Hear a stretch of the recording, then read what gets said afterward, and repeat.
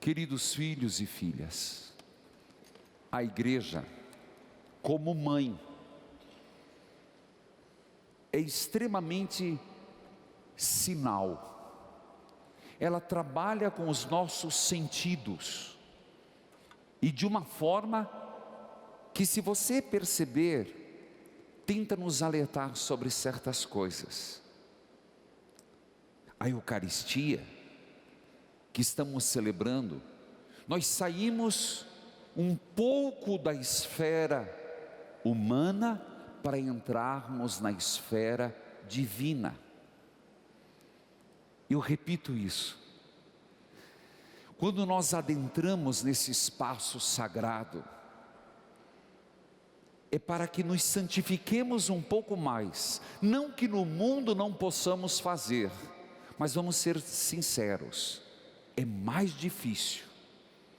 E a gente entra numa igreja, por isso ela é decorada, por isso ela é perfumada, por isso ela nos remete às coisas divinas. Então nós estamos entrando no mundo do transcendente. Nós entramos um pouquinho e saímos do nosso cotidiano para entrar num pedacinho do céu. Por isso as igrejas, antigamente muito mais, eram feitas todas naquele barroco, carregado de ouro, que na verdade não é ouro, são folhas, mas se oferecia para que a pessoa tivesse esse impacto de realidade. Eu sei que talvez alguém está me ouvindo e já começa muitas críticas, e eu assumo o que estou dizendo, e o que estou dizendo tem um propósito. Por isso, quando você entra na igreja, pelo menos, não sei você, mas eu tenho uma sensação, eu estou entrando num lugar diferente, eu estou entrando numa esfera diferente, eu estou passando de um nível para outro, e que bom, que maravilha. Deus sabe como Ele nos fez, e Deus sabe da nossa natureza, e sentiu isso a partir que Maria deu início à humanidade de Deus, na encarnação. Deus sabe, e por isso Deus sabe que nós precisamos muito de sinais. Eu estou fazendo esse preâmbulo da homilia para exatamente entrar nos sinais da palavra de Deus na minha e na tua vida. Nós começamos a missa e tem uma dignidade.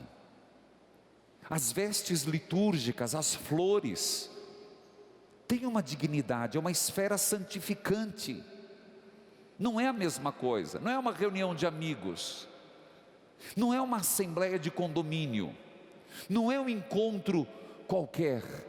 Nós estamos na casa de Deus. Por isso, logo depois das saudações iniciais, nós abrimos a primeira parte, a mesa da palavra.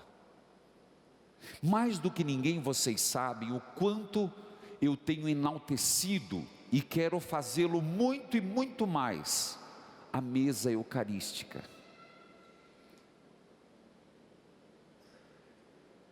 A mesa do sacrifício. Mas neste mês de setembro, somos chamados a voltar o nosso olhar para a palavra de Deus. A ela, numa igreja, é dada toda a dignidade.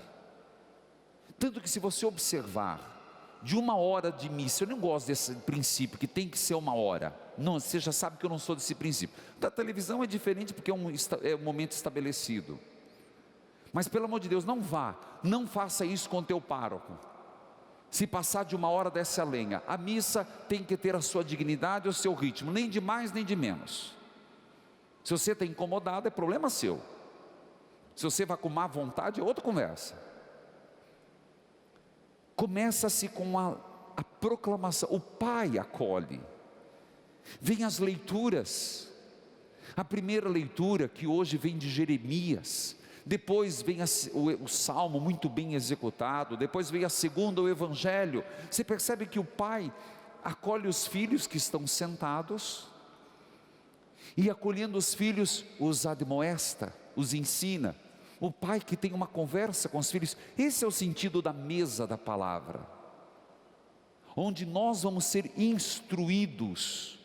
A palavra de Deus vem para instruir, para formar, para santificar e nos fazer pessoas do bem. A palavra de Deus, escuta, nos vem para instruir. Repita, nos vem para instruir, vem para formar, vem para formar, vem para santificar, e para nos fazer pessoas do bem, para nos fazer pessoas do bem. Por isso, existe sim uma mística em relação à palavra. Eu peço a gentileza, coloquem incenso, trago está quente, deixa que eu faço. Vocês viram o padre usar incenso na entrada da Bíblia, e o incenso é para dar essa dimensão mística, pelo perfume que exala.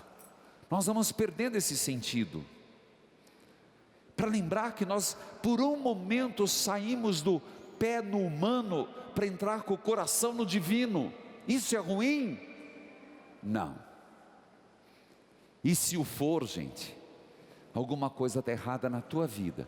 Nós precisamos sentir o gosto de estar com Deus. Segue a solenidade da palavra. Hoje, de modo particular, nós fizemos a entrada, a intronização. Por que não faz em toda missa? Nas missas solenes sim, dominicais, o evangeliário, porque muita gente não sabe, esse livro dourado com capa que por favor não é ouro, é simplesmente dar dignidade ao evangeliário, para dizer que esse livro é o mais importante de nossa vida. Entra na frente, a igreja é muito sinal. Vem os coroinhas, vem os ministros e vem o evangeliário levantado. Você percebe como a liturgia por si só vai nos centralizando na palavra? Você compreende isso? Então por que essa centralização na palavra não se estende para a vida? Hoje, primeiro domingo de setembro, mês da Bíblia, você vai ouvir muito isso. Mas faz 13 anos que eu estou no rádio, fazendo a leitura orante. Louvado seja Deus, há um tempo, Dom Peruso assumiu, um bispo cientista da Bíblia, e tem dado aulas, tem se empenhado. Às vezes eu vejo sábado de manhã ele ir nas comunidades, dar aula de Bíblia na nossa TV. Mas já há tempo nós estamos com essa leitura orante, é ou não é? Por quê? A importância da palavra de Deus. Não é por acaso que num determinado momento eu parei e disse, proclamação, olha o gesto, vamos fazer juntos, proclamação do Evangelho, porque tem gente que faz assim, não gente, são 3 sinais da cruz, na testa, na boca e no peito. Que a palavra de Deus esteja na minha mente, que a palavra de Deus esteja nos meus lábios, que a palavra de Deus esteja no meu coração. Vamos repetir? Que a palavra de Deus esteja na minha mente, que a palavra de Deus esteja nos meus lábios, que a palavra de Deus esteja no meu coração. Eu sei que eu estou sendo muito catequético nessa homilia, mas abrindo o mês da Bíblia, é isso que eu preciso fazer. Então, proclamação do Evangelho. Não, tem gente que não está fazendo. Ai meu Jesus. Proclamação do Evangelho de Jesus Cristo segundo Mateus. Agora você já sabe. O padre solenemente proclama a palavra, e depois vi que não fizeram. Olha, a Eucaristia perdoa os pecados, sim ou não? Sim. A palavra de Deus perdoa os pecados, sim ou não? Sim. Por que nós deixamos passar batido isso? A Eucaristia perdoa, mas o rito da palavra também perdoa, porque terminado de proclamar o Evangelho, o padre diz que a palavra de Deus perdoe os vossos pecados. Amém. Opa! E nessa hora você faz o sinal da cruz? Ninguém fez? Percebe como a liturgia católica, apostólica, romana tem um especial e importante espaço para a palavra de Deus? Por isso, é verdade que para nossa tradição, não é só a palavra. Aqui, para Lutero, há 500 anos atrás, ele vem dizer que só o que está na Bíblia vale. Eu tenho explicado que para nós católicos não. O que está na Bíblia vale, mas o que é fruto da celebração da vida da igreja também vale. Eu diria, isso é o que distingue. Isso não nos exclui. Só que nós católicos temos duas mesas, eles têm uma, a palavra. Um grande erro, alguém dizer que a Bíblia é mais importante que a Eucaristia. A Eucaristia abraça a Bíblia. É uma diferença muito grande. Gostaria de continuar. Você percebe esses sinais? Eu fiz questão de fazer a minha primeira homilia do mês de setembro, explicando esses sinais que se perdem na missa. Agora, vou para a leitura. O Evangelho, tal qual a primeira leitura, fala de resistência à palavra e ao mesmo tempo um abrir-se à graça de Deus. Vejamos, no Evangelho eu proclamei que Jesus estava falando para os seus discípulos, e diante dos seus discípulos falando, eu vou morrer, sofrerei muito, e Pedro, movido por uma paixão interior, um modo de pensar humano, até de sobrevivência, olha o que ele diz: Deus o livre. A boca era de oração, mas o coração era muito humano. Às vezes as nossas preces são assim. Às vezes o nosso falar não condiz com uma oração verdadeira. Primeiro, isso eu observei: Deus o livre. E Jesus fala, mas você está falando do meu Pai. Pedro, você é uma pedra de tropeço, vai para longe, porque você não está pensando como Deus, está pensando como homem. Padre, mas como que eu vou saber o que é humano, o que é divino? Agora temos um ponto comum na palavra. A palavra, e por isso que no rádio, eu comecei agora Tito, e no mês de setembro estarei fazendo, como a igreja pede, a primeira carta de Tessalonicenses e a segunda carta aos Tessalonicenses, que esse ano é proposto. Por que a gente fica repetindo a palavra? Exatamente por isso, para que a palavra de Deus, ela vá nos preenchendo e mudando as nossas categorias humanas, mudando a nossa forma de pensar.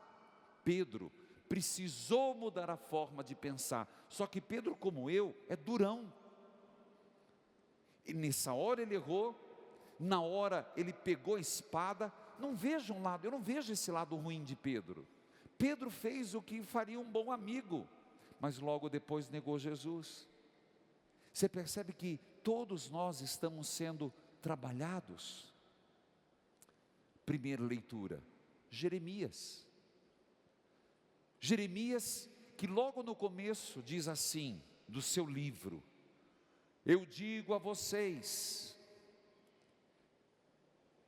eu lhes dei, quando entraram na terra prometida, as melhores frutas, eu lhes dei o que tinha de melhor. Diz o Senhor pela boca de Jeremias: e agora, vocês cometeram um grande erro, um pecado, me abandonaram a mim, a fonte da vida, para ficar com vossas cisternas rachadas. A fonte da vida. E nós fazemos isso, quando pensamos como homem, quando não usamos como discernimento a palavra de Deus e a Eucaristia, nós ficamos meramente numa lógica humana. Jeremias falou isso para o povo, mas ele sentiu na pele. A leitura de hoje, e se você olhar, nós estamos em Jeremias capítulo 20, ele entra numa profunda desolação. Se você acha que você é o único, bem-vindo à família, porque aqueles que caminham em Deus, têm que caminhar muito mais naquilo que não vê, do que aquilo que vê, mais na confiança do que nas realizações. Jeremias entra no momento em que ele diz: eu proclamei tua palavra, Senhor, da minha boca só saiu tua palavra, e por eu ser fiel à tua palavra, me fizeram chacota, sou motivo de riso o dia inteiro, eu tenho vergonha. No fim ele vai dizer: eu não quero mais me lembrar de Deus. Naquele momento, diz Jeremias, eu senti dentro de mim um fogo ardente. Você escutou o que eu estou dizendo?